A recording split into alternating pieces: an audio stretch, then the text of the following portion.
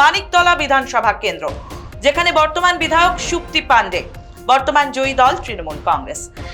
21 বিধানসভায় প্রায় 51% তৃণমূল কংগ্রেসের, বিজেপির ক্ষেত্রে প্রায় 36%, সংযুক্ত মোর্চা 10.16%, অন্যান্য 3.42%।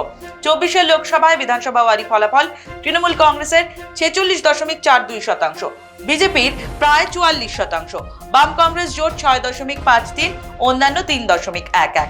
এবার 26 ওপিনিয়ন পোল কি বলছে? তৃণমূল কংগ্রেস 52%, বিজেপি প্রায় 38%, বামফ্রন্ট 2.10, কংগ্রেস 5.20, অন্যান্য 3%। মানিকতলা বিধানসভা, আমরা জানি এর আগে সাধন পান্ডে কিভাবে যুক্ত ছিলেন এখানে, এরপর সুপ্তি পান্ডে এখানে বিধায়ক রয়েছেন।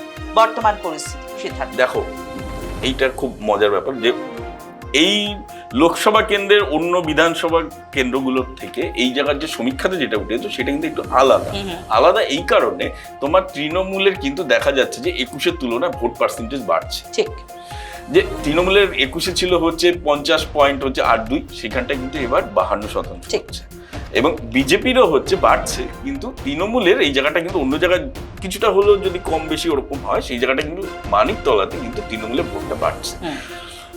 বামেদের এই জায়গাটা হচ্ছে যেমন ভোট ক্ষয় হচ্ছে।